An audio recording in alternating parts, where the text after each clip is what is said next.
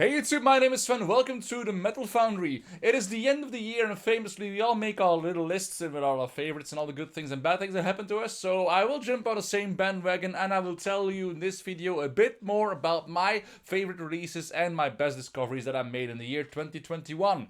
Without further ado, let's dig in. Hell yeah!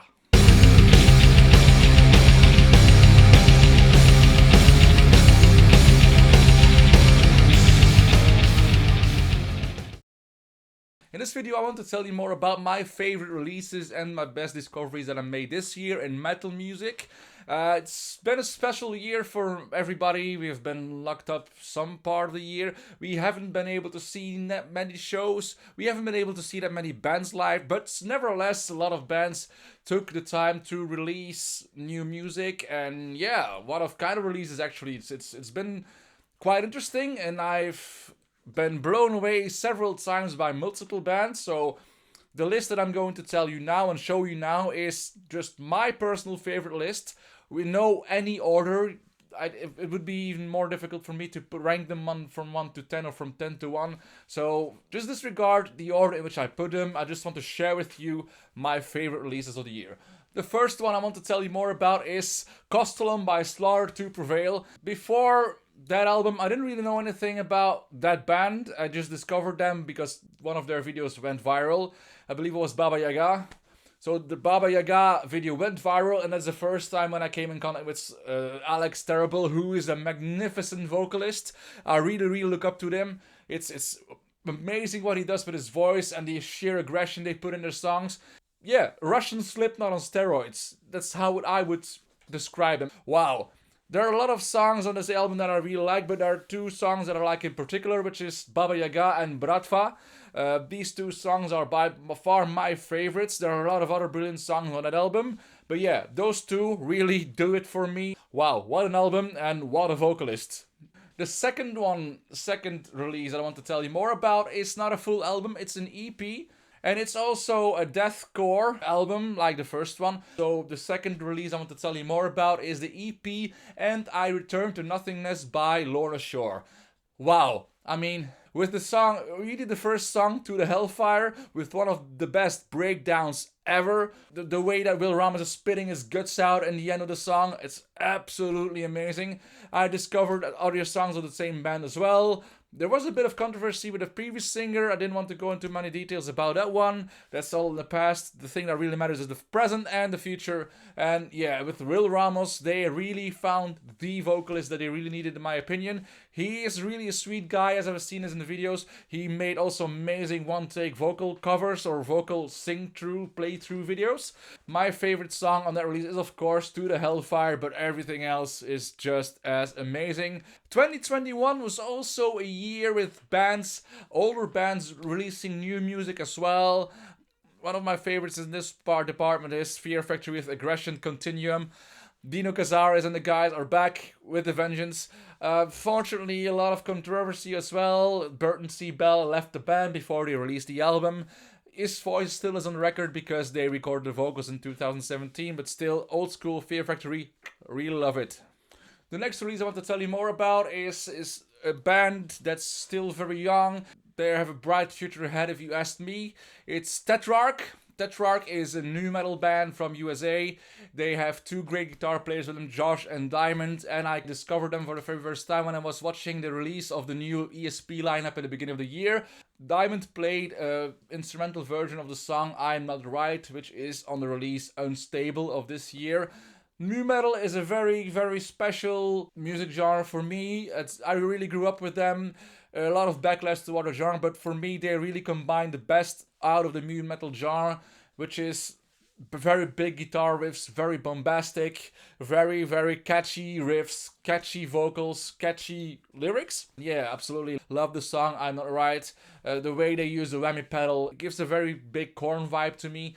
Both were voted in the top 10 guitarists of Music Radar, and Diamond is the very first female black guitarist that is really in the top level of the world right now, and it's really amazing. I think it's a really good thing for the industry, and it's a really good thing for the music genre itself. Another favorite release for me this year is Sion by the band Sion. It's a self-titled album, which is Jared Dines together with Howard Jones of that we all know of Killswitch Engage, and the music is, yeah, blueprint Killswitch Engage as it was in the time of Howard Jones. And I will listen to the album and I will listen to the songs, I really get a flashback to the time when I was watching Roadrunner's Road Rage. I had a DVD compilation of Roadrunner with a lot of video clips on it. One of them was Devil Driver, the other one was Days Turn Blue to Grey by Machine Head, and The Hand of Arctic by Killswitch Engage. And yes, Howard Jones, blueprint Killswitch Engage sound. You should really check them out. It's a great album. Jared and Howard have put a lot of work, a lot of blood, sweat and tears into the album. And it's amazing. That's a really self-released piece of music without the support of any label whatsoever. It's amazing what he has done with his YouTube channel as well. So big thumbs up, big horns up to Jared and Howard together, and congratulations and best of luck for the rest of the future. Yeah, a lot of great albums have been released more towards the end of the year. One of these ones is Hushed and Grim by Mastodon. It's a 2-disc album. It's 1 hour and 26 minutes of Mastodon music. Absolutely love the songs, love the compositions. The 3 singers have risen to another level again. You can really feel the emotions that they put in the album because, yeah, they lost their manager, unfortunately, rest in peace. But amazing song. My favorite song of that album is Teardrinker. It's the emotion that Bron has put into the lyrics and about his personal story. I really feel he's putting a lot of emotion in there, sharing it with us. You need some balls to be able to share that kind of emotion with your audience, and big horns up for Mastodon for the production as well. It's an amazing album. You should definitely check it out. Another one on this list is an old school band as well. It is Worship of Hypocrisy with Peter Tägtgren. Peter has been busy with Till Lindemann's project Lindemann last couple of years. Also with Pain, he released a new track last year. But with Hypocrisy, it's been a long time. I think the last album they released was in 2013. I've seen them live for the very first time in Alcatraz Music Festival.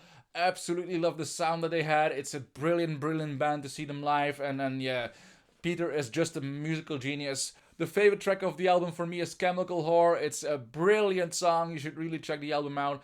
It will be worth your while. It's classic Hypocrisy, but I really love it. Then, of course, the guys who broke the internet last year with Hyper and came back this year with 2 viral songs nonetheless. Which we got the moves and Pump It, of course, Eskimo Callboy.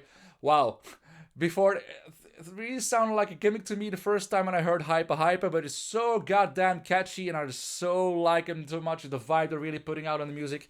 It's an amazing band. It's just great. Think just another band together with Lorna. Sure, they've changed singers, and just by changing the singer, those new singers are lucky because it's the first time that they're in the band. They release the first video and all of a sudden both videos go viral. Wow, great band, great fun to listen to them, great production as well. It's just, yeah, in my opinion, metal should not always be that serious, and it's great to see that bands are putting some more fun in it and make it also more accessible for a lot of other people who don't really know the genre before. Let's see that metal can also be party metal and party music, so a bit like Static X tried to do with their old school evil disco, but this goes up a notch a little bit further. Yeah, but like Andrew WK, maybe, yeah, we can say it like that as well. Maybe we will see, maybe they go to Eurovision Song Festival that they tried to do in their last video that they put online, one of the last videos at least, so yeah, would be fun. I think it will really be a great contribution for the Eurovision Song Festival. Last edition was Måneskin, next edition it could be Eskimo Callboy who win the show. And last but not least on this list, this is a whole new band, a whole new fresh band, but with guys who are already for years in the industry. It's a super band in my opinion. It's the Halo Effect with the song Shadowminds. It's basically, for me, it's where In Flames should have gone towards. It's with the original singer, the original guitar player. I think for me it's really In Flames 2.0 and it sounds amazing. You should really check the video out and the song as well. It's brilliant. It's a brilliant composition. I'm really looking forward to hearing a full album of that band as well. So yeah, bring it on guys. Now, that was the first list, so now the second list that I wanted to show you is want to tell you more about, at least, is my favorite discoveries that I made this year. Some new bands, some new songs, some new projects that I didn't really hear about before. The first two of them are already on the previous list, which is Lorna Shore and Slaughter to Prevail, because before those two bands I didn't really listen to deathcore whatsoever, but they completely blew me away, and they really deserve a place in this list as well. The other band that I really discovered this year is Tallah. Wow, Tallah is very, very special. Is with the Mike Portnoy's son on the drums. Brilliant compositions, brilliant singer as well. You should really check him out. It's very special music. It has a bit of Korn vibe in there as well. A bit of a hybrid band, but I really, really dig it. It's very aggressive, very, very deep vocals, very deep emotion in there as well. I really dig it. Yeah, you should really check them out. Then the next discovery that I made this year is a local band. I've seen them once live in a concert hall, the Casino, it's I think 500 meters from where I live. It's not so far, so it's very handy for me to see and go out and see concerts. It's a band from Brussels called Wolvennest. Wolvennest is a Dutch word for den of wolves, but it's, wow, an amazing band. If you're really into that doomy, sludgy music with more occult kind of vibe and then slow and yeah, it's brilliant. It's like you're in a trance when you're listening to the music, and it's really an experience. You should really experience the band live.